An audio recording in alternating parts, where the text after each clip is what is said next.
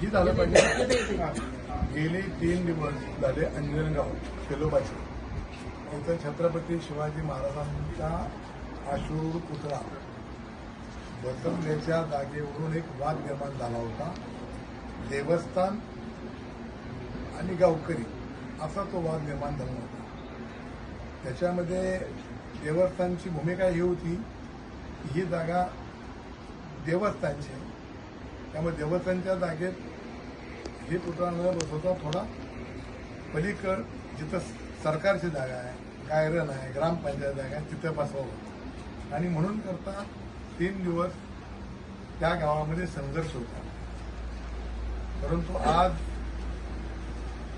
आमच्या जिल्ह्याचे पालकमंत्री दयाभाऊ गोरे साहेब, या विभागाचे आयजी फुलारे साहेब, नूतन इथले जिल्हाधिकारी नवीन आलेले कार्तिकी साहेब आणि आपल्या जिल्ह्याचे एसपी साहेब सन्माननीय कुलकर्णी साहेब यांच्या समेत मराठा समाजाच्या काही गावातल्या ग्रामस्थांची बैठक झाली.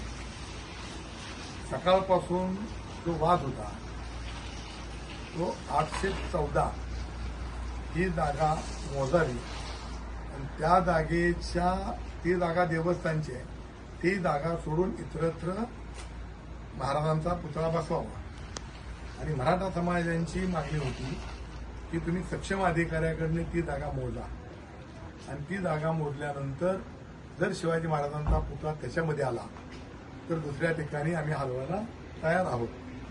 त्याप्रमाणे आज शासनाच्या वरिष्ठ भूमी अभिलेखांच्या अधिकाऱ्यांनी ती जागा मोजली. त्याच्यामध्ये महाराजांचा पुतळा हा 814 या गटाच्या जवळ येत असल्यामुळं मराठा समाजानं जे शब्द दिला होता त्याप्रमाणे तो पुतळा तिथून बाजूला बसवण्याची संमती बरोबर आहे ना दिलेली आहे. परंतु आता ते कुठं बसवायचा या संदर्भामध्ये शेवटी शिवाजी महाराजांचा पुतळा बसवत असताना तो देखण्या जागी सगळ्यांना दिसला पाहिजे आहे, सगळ्यांना त्यांच्यापुढे नतमस्तक झालं पाहिजे आहे, अशी जागा निवडावी अशी आमच्या ह्या सगळ्या ग्रामस्थांची मागणी होती. त्याप्रमाणे पालकमंत्र्यांनी अशा सूचना दिल्या की उद्या जिल्हाधिकारी साहेब, जिल्ह्याचे एसपी साहेब आणि मी स्वतः यांच्याबरोबर जाणार आम्ही तिथं आणि गावकऱ्यांच्या संमतीनं मग ती शासनाची जागा असो, वेगवेगळ्या विभागाची जागा असो, जी जागा गावकऱ्यांना आणि एसपींना आणि कलेक्टर साहेबांना मान्य होईल बरोबर ना, त्या ठिकाणी हा पुतळा बसवायचा आहे आणि त्या पुतळा नुसता बसवायचा नाही तर त्याला सुशोभित करण्यासाठी पालकमंत्र्यांनी 1 कोटी रुपये उद्याच्या उद्या मंजूर करण्याचं आश्वासन या सगळ्या मराठा समाजाच्या मंडळाला दिलं आहे.